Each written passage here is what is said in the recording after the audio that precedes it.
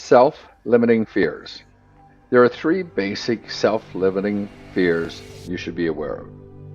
The first is fear of criticism. This crippling fear touches nearly every one of us. We want to be liked and admired, but think we have to be perfect to merit such approval. When we learn to accept ourselves and others as imperfect, we're much happier. As the old saying says, it takes a good man to admit when he's wrong, and we build self-respect by being able to do so. When we learn to admit our shortcomings, we will become and feel superior to others who are constantly on the defensive. When we can relax and take criticism with good humor, people like us better. Even when we feel it's unjustified, we can learn from another person's criticism of us and can better judge our own actions in its light. The second self-limiting fear to be aware of is fear of failure. This fear limits the accomplishments of many talented, capable people. The most common response to fear of failure is refusal to try. A life of mediocrity is the inevitable result. Another response is to give up prematurely.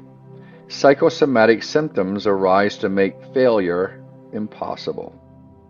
A young artist joined the staff of an advertising agency, and her first assignment was a cartoon of a fat man being chased by a leopard. Although she was more adept at serious illustrations, she was trained in cartooning and could have successfully fulfilled this assignment. But her fear of failure caused a temporary inability to lift her right arm. The pain was severe and real. Immediately after another artist completed the drawing, the pain left, and her arm became normal. She considered her disability a coincidence because her conscious mind refused to accept the truth that she was afraid of failure. Her subconscious mind defended her against an exaggerated fear stimulated by a subconscious reaction. Repeated fear stimuli over a period of time may completely incapacitate people and leave them chronic invalids. A third fear, self-limiting fear, is the fear of rejection. This fear possibly accounts for more personality disturbances than any other. A child who is made to feel unloved and rejected develops feelings of worthlessness. If his parents, whose opinion he believes to be unerring, think he is no good, then he must be worthless. This feeling evolves into self-hate, which is so intolerable an escape must be found. Some become physically ill, by which they punish themselves for their inadequacy and also get attention and care, but their feelings of rejection are perpetuated as those who have taken care of them gradually express their irritation. Self-hate intensifies and manifests itself in additional physical symptoms.